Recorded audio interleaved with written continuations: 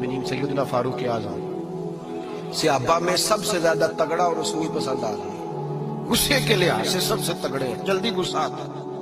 एक शख्स कहता है मेरी भारे तगड़े कबीले में शादी हो गई, बीवी मेरी बड़ी सख्त थी, उसके लबो लहजे में बड़ी सख्ती थी। वो कबीला बड़ा मालदार था तो मैं बात नहीं करता था। एक दिन मेरी बीवी ने बड़े सख्त जुमले कहे तो मैं जनाबे उमर के पास आ गया। तो जो है आप दोस्तों, कहते हजरत उमर के पास आया तो मैंने दरवाजे पर दस्तक दी, बीवी की शिकायत करने आया कि जरा मेहरबानी करें। तो कहते जनाबे उमर अंदर से उठे तो उनकी ज़ौजा बोलने लगी, कहने लगी बस आ गया आपको कोई बुलाने वाला, अभी 5 मिनट नहीं हुए थे आपको आए, सारा दिन आप मस्जिद में रहते हैं, सारी रात आप चेहरे पे नकाब डाल के गलियों में घूमते हैं, इतनी ड्यूटी आप करते हैं, घर ये मेरा अकेली का है, बच्चे मेरी तना के, आपको कुछ ख्याल होना चाहिए, कुछ तवज्जो करें।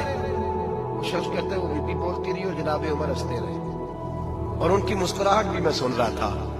जब आप बहुत ज्यादा मुस्कुराए ना तो वो भी मुस्कुराने लगे, ज़ौजा भी मुस्कुराने लगी और कहने लगी अब क्या कहते हो? तो जनाब उमर कहने लगे क्या ये रहा हूं कि अगर तेरी बात खत्म हो गई है तो मैं जाऊं, और अगर है तो मैं खड़ा होता हूं, सुना ले कोई और भी है तो।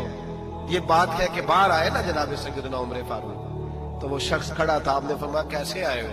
कहने लगा हजरत जी मेरी एडी तो नहीं डाटी, मैं तो आया था अपनी बात करने, तो ये तो लफ्ज ज्यादा सख्त है, वो इतनी सख्त नहीं है जितनी ये है, तो जरा कबीला सख्त है तो मैं शिकायत करने आया था, तो ये तो आपका मामला भी उसी तरह का है। जनाब उमर का जो जवाब है बड़ा कीमती है। आपने फरमाया मेरी बीवी मेरी हर तरह की खिदमत करती है। लफ्जों का उसल देखिए, ऐसे नहीं कि बीवी कोई काम भी न करे और मुफ्त की चढ़ाई करे, वो भी दुरुस्त नहीं है। फरमाया मेरी बीवी मेरी हर तरह की खिदमत करती है, मैं घर नहीं होता तो मेरे बिस्तर को पाक रखती है, किसी की जरूरत नहीं मेरे बिस्तर को देख भी जाए, मेरे बच्चों को जब मैं बिस्तर पे बुलाता हूँ आती है, मेरे बच्चों का ख्याल रखती है, मैं बाहर ही रहता हूँ घर के, लेकिन घर की जिम्मेदारियां सारी उसने अपने कंधों पे ले ली है। फरमाया मेरे मिजाज में जलाल है, मैं रोज ऊंचा बोलता हूँ तो सुनती है, मेरी बीवी है ना, मैं उसका लिबास है वो मेरा लिबास है, कभी कभी वो ऊंचा बोलती है तो मैं भी सुन लेता हूँ, बीवी जो मेरी है। हज़रत अबुल हसन की बात मैं अक्सर सुनाया करता हूँ, बड़ी दूर से मुरीद मिलने आया था, बड़ी दूर से, दरवाजे में दस्तक दी, वो कहता मैं सैकड़ों मील का सफर तय करके आया दरवाजे, और ये बात इतनी खूबसूरत है, मुझे इस वाक़े से इतनी दिलचस्पी है कि 2 साल पहले एक रमजान का एक दर्स था, तो एक साहब कहते हैं मैं आप वो बात बयान कर रहे थे तो मैं स्टाम लेने आया था कखड़ से बीवी को तलाक देने का, तो आप बात कर रहे थे तो मैंने ये बात सुनी, तो बस मैंने समझा मेरी बात कर रहे हैं, सारे मुझे कहते थे मान जा, मेरा सास ससुर भी मिन्नत करते थे, मैं नहीं मानता था, आपकी बात सुन के मैं राजी हो गया, तो मैं उसको ले आया। हजरत अबुल हसन कहते हैं बीवी जरा मिजाज की सख्त थी, किरदार की बड़ी उम्दा पर लफ्जों की तुर्श थी, तल्ख जुमले बोलती थी, तो मुरीद मिलने आया बड़ी दूर से, बस्ता दरवाजे पर दस्तक दी, कौन है? कहा मैं हजरत का अकीदतमंद मिलने आया। तो उसने कहा कि वो किसी जंगल में अल्लाह अल्लाह कर रहा होगा, तू भी वेला ही है जिस तरह वो वेला है, फारग है बिल्कुल तू भी उसी की तरह का, कहीं जंगल में होगा वो हु करता, जा तू भी बैठ जा पास जाके, सारे फारग उसी के पास बैठे रहते हैं। हजरत अबुल, और ये कौन है? महमूद गजनवी के पीर है। महमूद गजनवी को कुर्ता दिया, कहा मुश्किल पड़ जाए तो मेरे कुर्ते के वसीले से दुआ करना, अल्लाह हल कर देगा। महमूद गजनवी कहता है सोमनाथ के मंदिर नहीं फतह होते थे, जब मैं थक गया हमले कर करके तो मैंने अपने पीर का कुर्ता सामने रख के दुआ मांगी, फतह हो गई।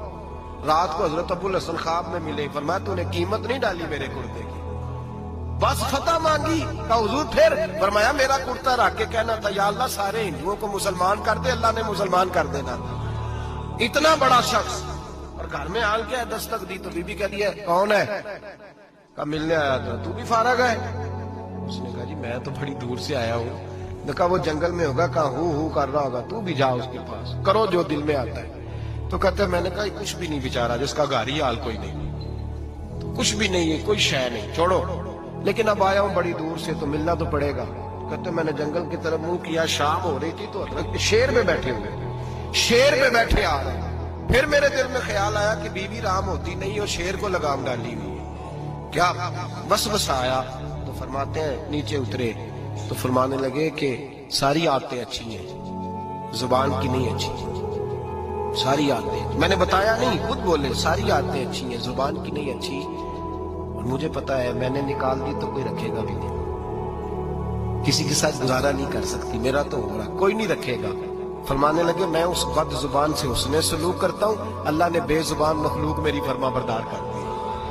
یہ جو میں بیٹھا ہوں یہ میری ریاضت کی وجہ سے نہیں، اس بد زبان سے حسن سلوک کرتا ہوں تو یہ بے زبان میری تابعدار ہے، میں نے نکال دی تو گزارا۔ حوصلہ کرے، دلیری پیدا کرے، اپنے مزاج کے اندر قوت پیدا کرے، جو بات بات پہ پھٹ پڑے اس کا ظرف کمزور ہوتا ہے۔ بہرحال عام طور پر آخری بات سنے وہ یہ ہے کہ جو خارجی لوگ ہوتے ہیں وہ بڑا مسئلہ پیدا کرتے ہیں، لڑکی کے ماں باپ اور لڑکے کے ماں باپ۔ میں تو منت کرتا ہوں ماں باپ کی، منت کرتا ہوں خدا را ان کو بسنے دے، مہربانی کرے ان کو بسنے دے، ان کو وقت گزارنے دے۔ وہ ناراض ہو گئے، میاں صاحب نے کوئی برا بھلا کہا تو اب انسان کا مزاج ہے، وہ جب دکھی ہوتا ہے تو کسی کو دکھ سناتا ہے۔ تو اس نے بیوی نے فون کر دیا اپنی بہن لاہور والی کو کہ میرا میاں، تو اس نے کہا میں تو پہلے ہی ابا جی نے کہا سی یہ بندے نہیں چنگے، میرا تو میں جیسے کہتی ہوں ویسے ہی کرتا ہے۔ میری بہن حوصلہ کار، میں تو اس دن بھی آئی تھی تو فلانی عادت مجھے بڑی بری لگی تھی، تو میں تو تیرا گھر ہے، تو اس نے اور بارود بھر دیا، لاہور بیٹھ کے ایسی تیلی پھینکی ہے کہ ساری رات گھر جلتا رہے گا۔ او خدا را معافی دے دو ان کو معافی دو، تم نے تو دور رہ کے ان کو غلط گائیڈ کرنا ہے تو انہوں نے کٹھے رہنا ہے۔